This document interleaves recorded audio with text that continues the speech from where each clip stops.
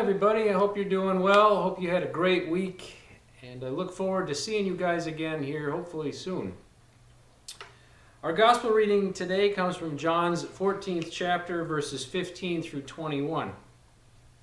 In the final words to his disciples on the night of Jesus' arrest, Jesus encourages obedience to his commandments and speaks of the Spirit who will be with them forever.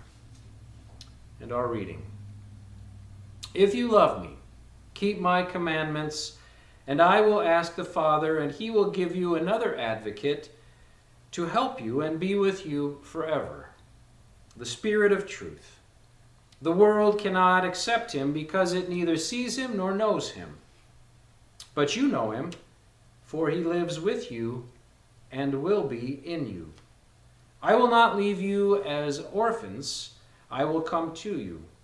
Before long, the world will not see me anymore, but you will see me, because I live, and you also will live. On that day you will realize that I am in my Father, and you are in me, and I am in you. Whoever has my commandments and keeps them is the one who loves me.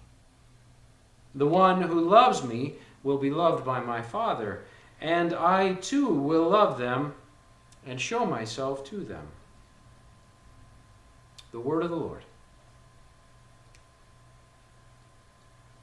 In his book, Everyone's Normal Till You Get to Know Them, author John Ortberg writes about a deep truth that the Bible touches on over and over again, and it's this: everybody's weird. Everybody has their shortcomings, their weaknesses, their blind spots, their regrets, and their failures. Over the years, experts have estimated that 100% of American families are dysfunctional. 100%. Every family has their problems, don't they? We may not always see the issues. They may happen quietly. They may happen behind closed doors. But we are imperfect people, and imperfect people have problems. Beginning way back in the book of Genesis, all the way up to our gospel reading for today, it is abundantly clear that we come from a long line of dysfunctional families. I guess you could say dysfunction is a family tradition. When we dig into the Bible, we find story after story that shows people always have had weaknesses, just like we do today. Now here's an interesting way of looking at it. A few years back, my family would go to the Land's End Inlet over in Oshkosh, which was the outlet store. We'd walk through the doors, we'd go right back to the back of the store. The outlet mall has a lot of merchandise on sale. But in the back of Land's End, that was like a sale on top of a sale. And double sales are right up there for Carol and for me. Now each item in that area had a particular tag that featured the same words, as is. Now that's an understated way of saying these are damaged goods. And sometimes they're called slightly irregular, but the store is issuing you fair warning. You're going to find a flaw. You're going to find a stain that won't come out, a zipper that will not zip, a tiny rip in the fabric. There is going to be a problem. At Land's End, you saw racks and racks of these items, many of them towels or backpacks, lunch bags that were monogrammed with inaccurate initials. These items were here for a reason. They were flawed. Now you really have to search for the flaw sometimes, but you know it's there. So when you find it, and you will find it, you can't complain to the store. Because there's a basic rule when you're dealing with this kind of merchandise. No returns, no refunds, no exchanges. If you're looking for perfection, you've walked into the wrong section. And you've received fair warning. If you want this item, there is only one way to obtain it. You must take it as is.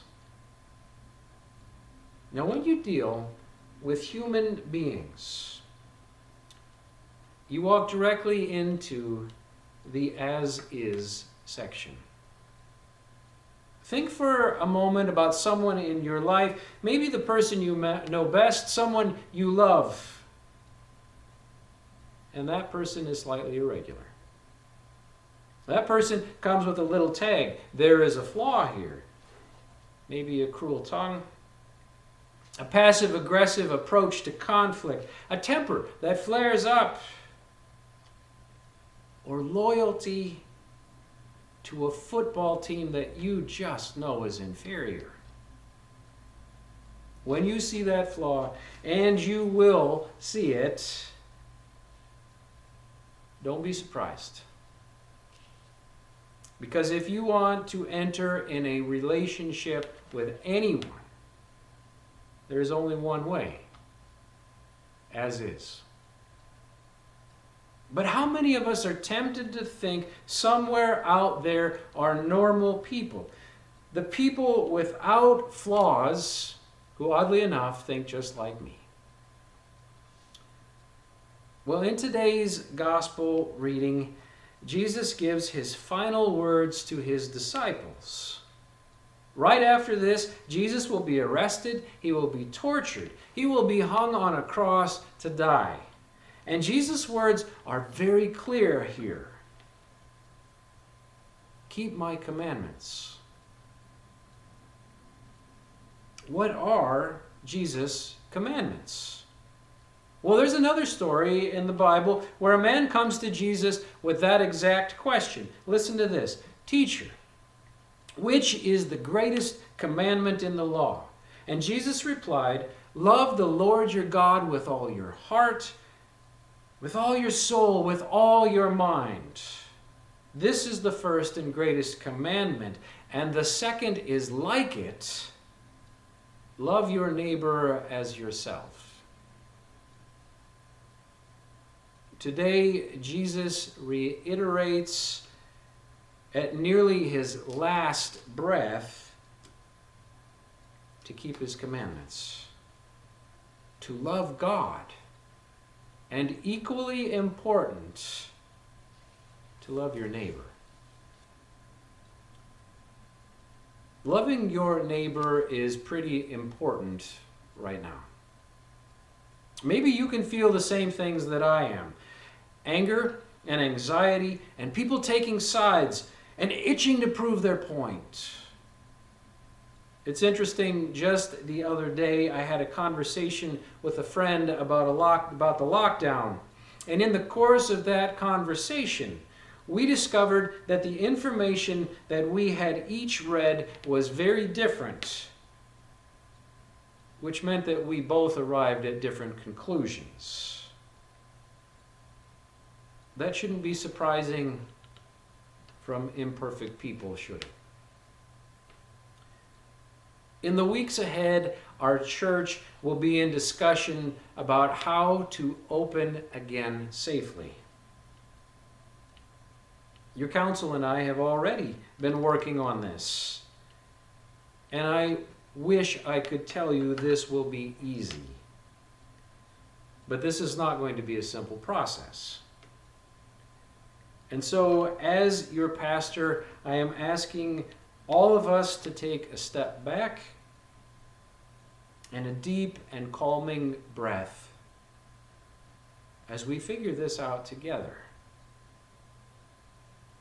And I ask for an extra measure of grace from each of us and increased prayer during this time for our church. Now here's the bottom line, as I see it. Our reopening will be too late for some. It will be too early for others. Some will think that we are overreacting, and some will think that we are underreacting. Some will think we are doing everything right, and others will think that we are completely off base. But know this: we are using our best wisdom and guidance to move forward. Now, this is obviously a very unusual situation that we have never had to deal with before. So please stick with us. And please pray for our church. And trust that your leaders are doing the best that they can with what they know. And we will update you soon about our hopes for reopening. Jesus' words that we read today really couldn't be more perfectly timed. Imperfect people reminded to keep God's commandments and listen to the Holy Spirit who will guide us.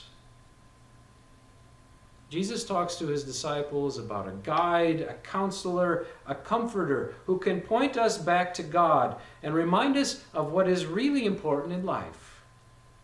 This guide, counselor, and comforter is the Holy Spirit. I've heard the Holy Spirit described as a wind, just as you can see a tree blowing in a breeze, but you can't see the breeze itself.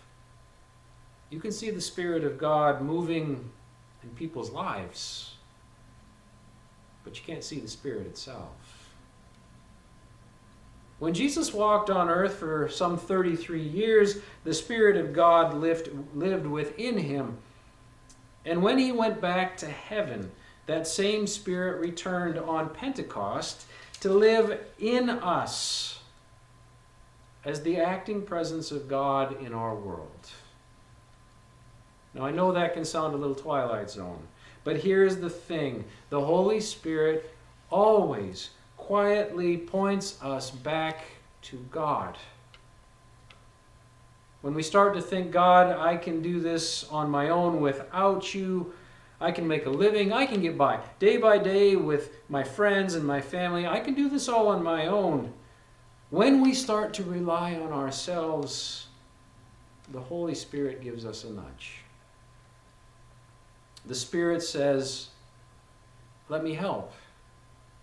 Instead of just turning to God when you're in pain and when you're desperately in need, leave your self-reliance behind.